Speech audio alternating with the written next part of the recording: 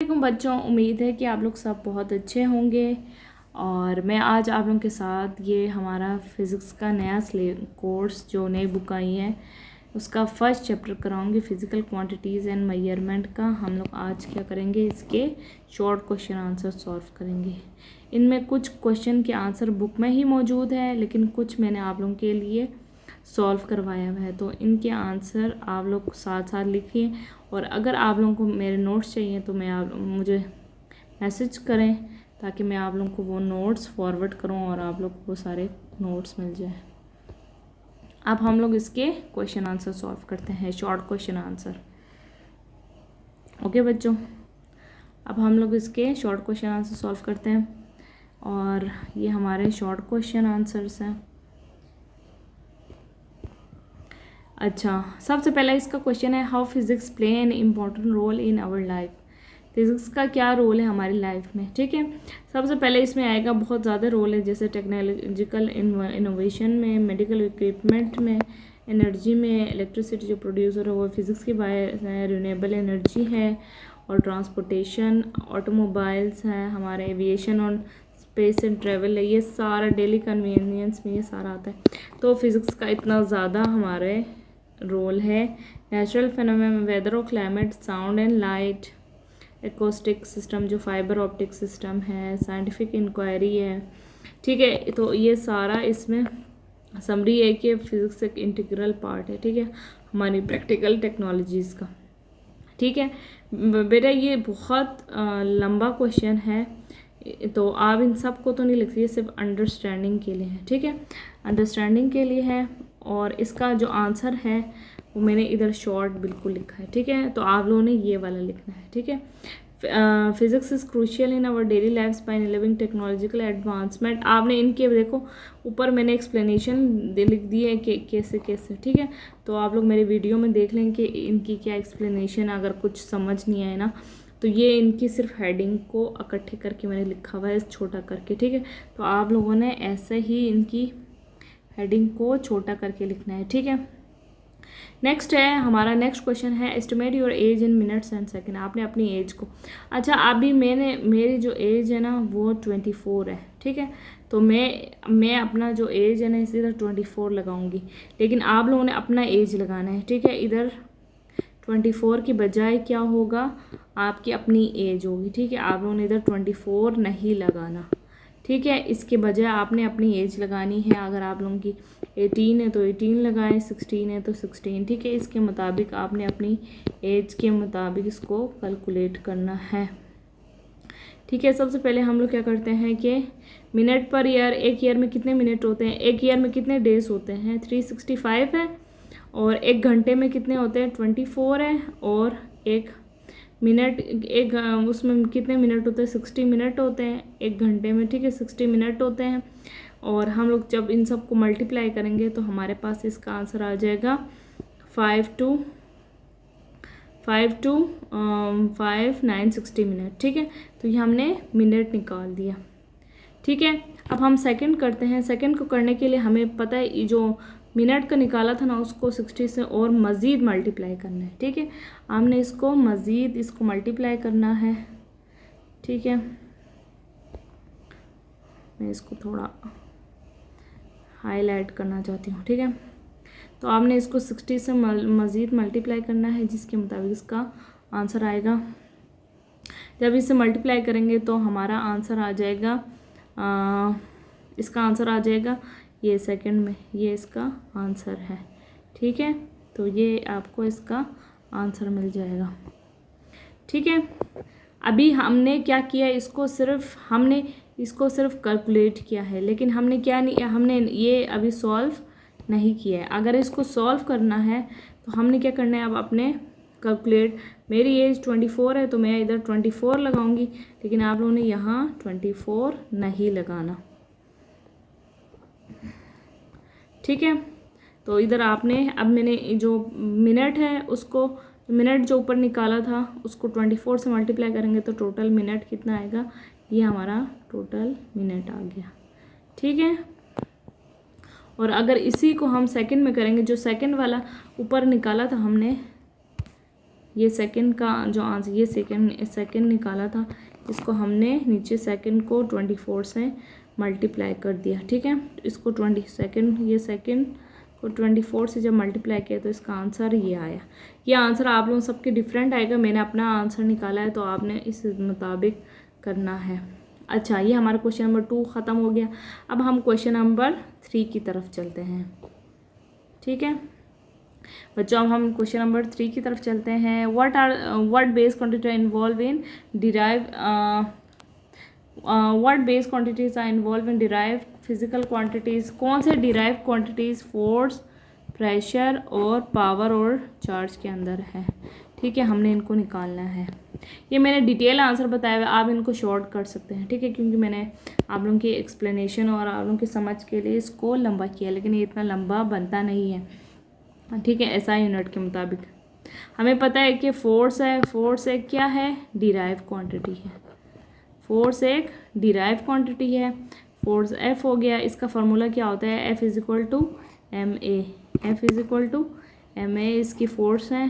तो फोर्स जो मैथ्स का क्या होगा, मैथ्स का हमारे पास हो जाएगा, एक मिनट को मैं ये कलर थोड़ा चेंज कर लेती हूँ। जो फोर्स मास है, मास का क्या होगा, किलोग्राम होगा। मास का हमारे पास इसका किलोग्राम है। एक्सेल मास क्या होगा, किलोग्राम में है। लेंथ मीटर में है और टाइम सेकंड में है, तो हमने ये यूज़ करना है, ठीक है। जो एक्सेलरेशन क्या होगा हमारे पास, मीटर पर सेकंड, तो इसमें 2 मीटर रहेगा। और एक्सेलरेशन का क्या होगा, मीटर पर सेकंड। मास का क्या होगा, किलोग्राम हो गया, और एक्सेलरेशन का क्या हो गया, मीटर पर सेकंड स्क्वायर। तो इसमें कौन कौन से यूज़ हो रहा है, किलोग्राम मास का हो गया, मीटर लेंथ का हो गया, और सेकंड टाइम का हो गया। तो कौन ये इसमें यूज़ हो रहा है। अब नेक्स्ट देखते हैं प्रेशर। प्रेशर का फार्मूला हमारे पास होता है F/A, ठीक है। ये भी एक डिराइव क्वांटिटी है। हमें F कितने के बराबर हो गया, ऊपर हमने F निकाला था MA के बराबर, ठीक है। उसमें मैस किलोग्राम, ठीक है। F is equal to MA आ गया,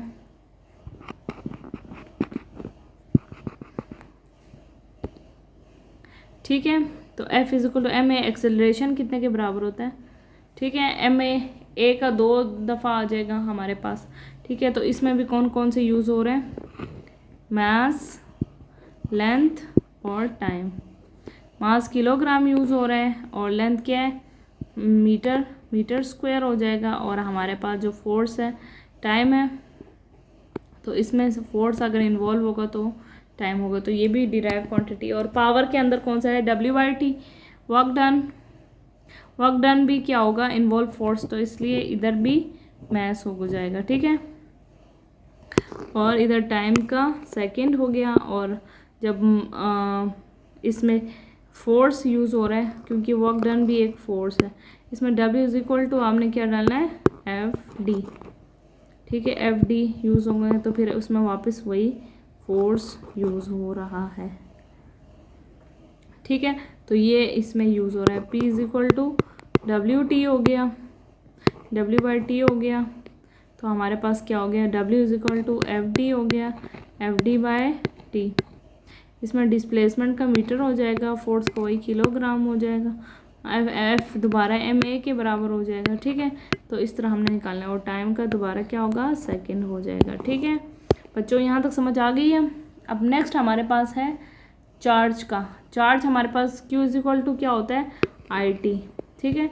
Q is equal to IT है, तो करंट का क्या होगा, एम्पेयर होगा, और टाइम का क्या होगा, सेकंड होगा। इसमें ये 2 डिराइव क्वांटिटीज़ यूज़ हो रहे हैं, ठीक है। ये वाला आसान था। नेक्स्ट तो हमारे पास कौन कौन से हो रहे हैं, मास, टाइम, लेंथ, तीनों में मास, टाइम, लेंथ और मास, और लेकिन चार्ज में क्या हो रहा है, इलेक्ट्रिक करंट और टाइम, ठीक है। नेक्स्ट है हमारा क्वेश्चन है, show that micrometer is 1000 times smaller than milli, ठीक है। माइक्रोमीटर 1000 टाइम्स स्मॉलर है। हमें पता है कि माइक्रो की पावर, माइक्रो में जो 10 की पावर, सॉरी इधर -3 आता है, -3, अच्छा ठीक है, ये 0.01, ये 10 की पावर -3, ये मेरे टाइपिंग एरर आ गया, चलो खैर है। इसमें नेक्स्ट है, इसमें माइक्रो 10 की पावर 6 है, -6 है, और मिली 10 की पावर -3 है। ठीक है, ये मैंने नीचे लिख दिया मिली का, ये चलो नीचे लिख दिया, चले यहाँ से देख लें आप लोग। ठीक है, हमने क्या निकालना है, इन दोनों का रेशियो निकालेंगे। 10 की पावर 3, 10 की पावर 6, जब इसको सॉल्व करेंगे माइनस माइनस प्लस हो जाएगा, -3 + 1 क्या हो जाएगा, +6 क्या होगा, -3 + 6 +3 हो जाएगा 1000। तो हमने निकाल लिया कि हमारा जो मिलीमीटर है वो कितना है, 1000 टाइम्स 10 की पावर 3 का मतलब 1000 हो गया, तो 1000 टाइम्स लार्जर है 10 की पावर -6 से माइक्रोमीटर से। ठीक है, नेक्स्ट है, हमने क्या करना है, जस्टिफाई करना है कि हमारा डिस्प्लेसमेंट वेक्टर है और एनर्जी स्केलर है। हमें पता है कि डिस्प्लेसमेंट का जो फार्मूला होता, डिस्प्लेसमेंट एक वेक्टर क्वांटिटी, क्योंकि इसमें मैग्नीट्यूड और डायरेक्शन दोनों यूज़ होता है, और एनर्जी एक स्केलर क्वांटिटी है क्योंकि इसमें सिर्फ इसकी कोई डायरेक्शन नहीं होती, सिर्फ मैग्नीट्यूड होती है। तो ये इसका आंसर है। ठीक है, हमें पता है कि वेक्टर क्वांटिटी के लिए मैग्नीट्यूड और डायरेक्शन दोनों चाहिए होता है, और हमारा जो स्केलर के लिए क्या होता है, सिर्फ मैग्नीट्यूड होता है, उसकी कोई डायरेक्शन नहीं होती। नेक्स्ट है, screw gauge can give more precise length than vernier caliper, explain why. हमने निकालना है, हमने बताना है कि क्यों स्क्रू गेज ज़्यादा प्रिसाइज लेंथ देता है। ठीक है, तो इसमें जो सबसे मेन रीज़न है, इसकी एक्सप्लेनेशन है हमारे पास, इसकी एक्सप्लेनेशन यही हो सकती है कि जो इसमें लीस्ट काउंट पे डिपेंड करता है। ठीक है, सब कुछ हमारा लीस्ट काउंट पे डिपेंड करता है। लीस्ट काउंट, हमारे लीस्ट काउंट जिसकी ज़्यादा होगी तो वो ज़्यादा, उसकी प्रिसिशन ज़्यादा होगी, और जब प्रिसिशन ज़्यादा होगी तो वो ज़्यादा एक्यूरेट मेजर करेगा, मतलब वो ज़्यादा प्रिसाइज मेजर करेगा। तो इसलिए हमारा अभी देखो, इसकी स्क्रू गेज की कितनी है, 0.01 मिलीमीटर है, और इसकी क्या है, वर्नियर कैलिपर की सिर्फ 0.1 है। तो क्या है, ये ज़्यादा प्रिसाइज है, ये वाला हमारा क्या है, ज़्यादा प्रिसाइज है। ठीक है, ऊपर और स्क्रू गेज, तो इस वजह से ये इसका आंसर आप लोग देख सकते हैं। ठीक है, नेक्स्ट क्वेश्चन है, differentiate between mechanical stop watch and digital stop watch. ठीक है, इसका आंसर आपको बुक पे ही मिलेगा। ठीक है, मैं बुक पे बता दूं, चलो मैं बुक पे लास्ट में बता दूं, पहले ये वाला जो बताने वाले हैं वो हम कर लेते हैं, फिर बुक पे देख लेंगे जो आंसर, जो क्वेश्चंस के आंसर बुक पे मिलते हैं वो कर लेंगे। नेक्स्ट है हमारे पास, हमने एक इरेगुलर शेप स्टोन को उसमें डाला है, तो हम लोग उसकी वॉल्यूम कैसे मेजर करेंगे। ठीक है, सबसे पहले हम लोग क्या करेंगे कि फिल द, ये मैंने बहुत बहुत लंबा कर किया हुआ है, लेकिन आप लोग उनको छोटा करके पॉइंट्स को खुद छोटा कर लें। ठीक है, हमने क्या करना है, पहले पानी भरना है सिलेंडर में, और उसके अंदर वाटर को डालना है, और उसकी फाइनल वॉल्यूम कैलकुलेट करना है, और उसके वॉल्यूम में डिफरेंस कैलकुलेट करना है, तो हमें पता चल जाएगा। समझो कि इनिशियल एग्जांपल कर लेते हैं। ठीक है, इस तरह एग्जांपल देख के आप लोग किसी चीज़ को बताएंगे ना, तो आपको बहुत अच्छा इंप्रेशन पड़ेगा और बहुत अच्छे नंबर देंगे। ठीक है, तो हमारे पास जो इनिशियल वॉल्यूम है वो 100 मिलीलीटर है, जो फाइनल वॉल्यूम, अगर पानी के साथ वॉल्यूम क्या है, जब आप उसके अंदर स्टोन डाल देते हैं तो उसका 150 मिलीमीटर, तो इसमें जो डिफरेंस हम लोग निकालेंगे, तो हमारे क्या है, वो स्टोन का वॉल्यूम कितना होगा, उतना जो उसका डिफरेंस आ रहा है, तो हम लोग इस तरह इजीली निकाल सकते हैं। ठीक है, अब नेक्स्ट क्वेश्चन हमारा क्वेश्चन नंबर 9 है, हमने कौन कौन से तरीके प्रिकॉशन अपने माइंड में रखना है अगर हम लोग एक मेजरिंग सिलेंडर यूज़ करें। ठीक है, तो आप लोग ये देखो, ये मैंने बहुत लंबा आंसर बताया है इसका, लेकिन आप लोगों ने क्या करना है, सिर्फ इसके हेडिंग्स कर लेना है आप इसको पॉइंट में। ठीक है, पूरा सब कुछ ये मैंने आप लोगों को ताकि इसलिए बताया ताकि आप लोग एक दफ़ा पढ़ लें कि ये वाला कैसे आता है। अच्छा, सबसे पहला है कि इंश्योर रीड एट आई लेवल। ठीक है, आप लोगों ने क्या करना है, जो उसकी आई लेवल तक देखना है। ठीक है, जो मिनिस्कस बन रहा है इसका, ठीक है, जो यूँ कर्व बन रहा है वहाँ से, ठीक है, वहाँ से उसके बॉटम से आप लोगों ने इसकी रीडिंग शुरू कर देनी है। ठीक है, इसको कहते हैं रीड एट आई लेवल। नेक्स्ट है यूज़ लेवल सरफेसेस। आपने क्या करना है कि ऐसी जगह पर रखना है जो बिल्कुल सीधी हो, टेबल जिसके ऊपर रखी हुई है उस सिलेंडर को। ठीक है, वो टिल्टेड ना हो या इस तरह वो ना वो इनएक्यूरेट, और पानी में कोई बबल ना बने हो, ठीक है, जिससे वो मेजर करें, ठीक है, तो एयर बबल्स ना हो टोन के साथ। नेक्स्ट है कि आपका ऑब्जेक्ट सही तरह सबमर्ज्ड हुआ हो, ठीक है, वरना आपकी रीडिंग में फॉल्ट आ सकती है। नेक्स्ट है अगर आप उस पत्थर को ना पानी में डाल रहे हैं ना तो मिनिमल वाटर लॉस होना चाहिए। कि अगर आप उसको पत्थर को अंदर डालें, स्प्लैश हो जाएगा तो फिर क्या होगा, वॉल्यूम डिफरेंस आ जाएगा, ठीक है, तो वो नहीं होना चाहिए। अब मतलब है कि ये अप्रोप्रिएट साइज सिलेंडर, ये ना हो कि बहुत बड़ा हो या बहुत छोटा हो कि आप लोग रीडिंग ही ना निकाल सकते हो। टेम्परेचर, आपका जो एनवायरनमेंट का टेम्परेचर है वो कंसिस्टेंट होना चाहिए, चेंज ना होना चाहिए। ये ना हो पहले आपने ऐसे किया वो बाद में आपने एसी ऑन कर दिया, इस तरह नहीं। क्लीन इक्विपमेंट, और इक्विपमेंट आपकी क्लीन हो, कोई जंग शंग लगी हुई इक्विपमेंट ना हो, सिलेंडर टिल्ट ना हो, ठीक है, ये सारे प्रिकॉशन आपने अपनाने हैं, ठीक है। इनको छोटा छोटा आप एक हेडिंग में लिख लें, ठीक है, इनको एक पॉइंट में बना के लिख दें, और इतना लंबा लिखने की ज़रूरत नहीं है, मैं आप लोगों के एक्सप्लेनेशन के लिए इसको ज़्यादा बताया। अच्छा, why do we need significant digit in measurement, हमें सिग्निफिकेंट डिजिट क्यों चाहिए अपने मेजरमेंट, ठीक है, सिग्निफिकेंट, क्योंकि हमें क्या होता है कि जो सिग्निफिकेंट डिजिट्स होते हैं ना वो क्या करते हैं, प्रिसीजन देते हैं, ठीक है, और सर्टेनिटी उसकी ज़्यादा होती है, और they help to convey the reliability of measurement, ensure calculate result reflect the precision, और ये आपको ओरिजिनल डाटा के बिल्कुल करीब लेके जाएं, ठीक है। तो ये जितना आप सिग्निफिकेंट डिजिट्स को मद्देनज़र रखेंगे उतना क्या होगा, प्रिसीशन ज़्यादा होगी, ठीक है। अभी हमारे पास एक एग्जांपल मैं इसको लेती हूँ कि हमारे पास एक लेंथ ए है जो कि 12.345 मीटर है, और लेंथ बी है 2.0, इसमें 5 सिग्निफिकेंट फिगर है, इनको इसमें 2 है।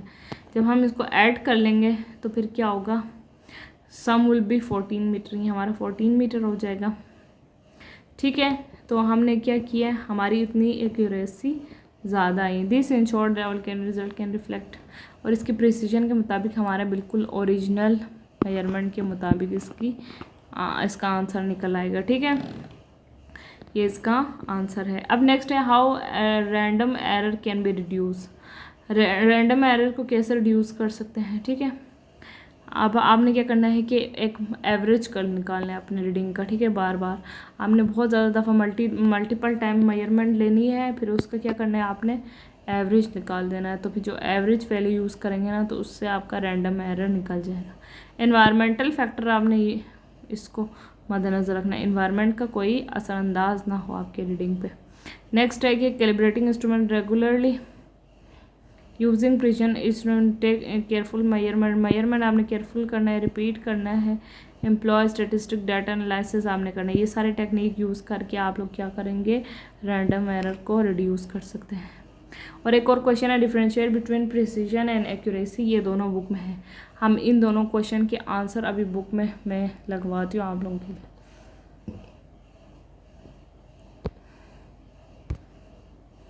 अच्छा, ये आ गई फिज़िक्स की बुक, इसमें एक ये वाला क्वेश्चन हमने बुक से निकालना है और एक स्टॉप वॉच वाला, ठीक है, तो इसका आंसर हम लोग निकाल लेते हैं।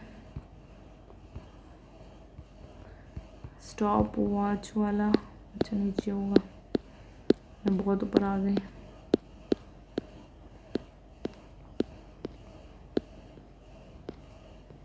अच्छा, ये है स्टॉप वॉच, तो ये स्टॉप वॉच है, इसमें 2 बताए मैं, एक ये वाला आपका क्या है, ये वाला जो आंसर है, एक ये वाला, ठीक है, ये वाला मैकेनिकल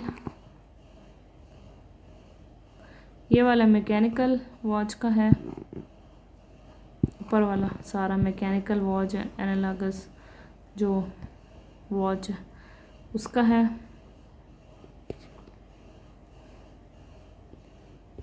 ठीक है।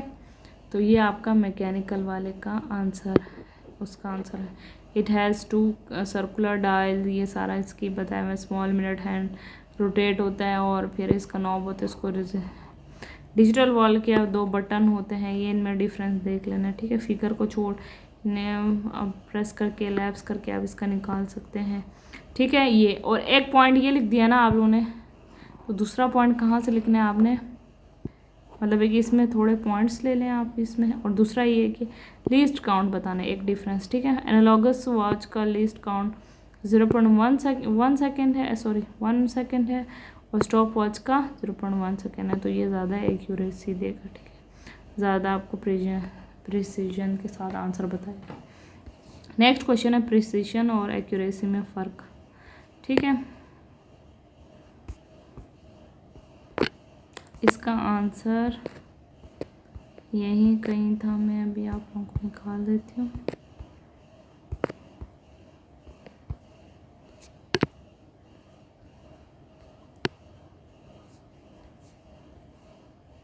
हाँ, ये नीचे प्रिसीजन और एक्यूरेसी।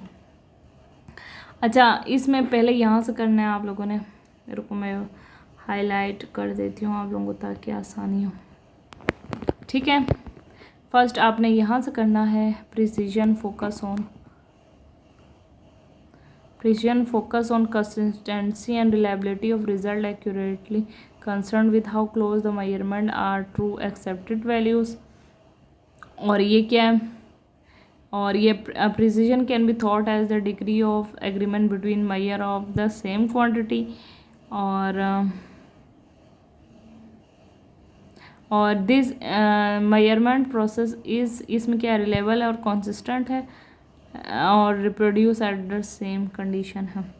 और इसमें अब नेक्स्ट ये हमारा प्रिसीजन का है, और एक्यूरेसी का क्या है, refer to close measure value that is true and accepted value, it is measure absence of the systematic और एरर, ये सारा आएगा आपका इधर तक। अच्छा, रिगार्डलेस ऑफ वेदर, इसमें आप लोगों ने एक एक एग्जांपल अगर देना चाहते हैं तो आप दे सकते हैं, अगर नहीं देना चाहते हैं तो आप लोगों की मर्ज़ी है, ठीक है। तो ये इसकी रेफरेंस है, और ये हो गया आपके सारे क्वेश्चन हो गए, और that is all for today. अगर आप लोगों को लॉन्ग क्वेश्चन करना है, मैं लॉन्ग क्वेश्चन सारे बुक में इसके आंसर हैं, लेकिन अगर आप लोगों ने करने हैं तो फिर आप मुझे नीचे कमेंट में लिखते हैं ताकि मैं इसकी अलग वीडियो बनाऊँ। इसके अलावा इंशाल्लाह अपनी नेक्स्ट वीडियो में इसके न्यूमेरिकल करेंगे और हम लोग ऑब्जेक्टिव करेंगे। थैंक यू वेरी मच, और दैट्स ऑल फॉर टुडे। अल्लाह हाफिज़, अपना बहुत सारा ख्याल रखें। ओके बच्चों, अल्लाह हाफिज़।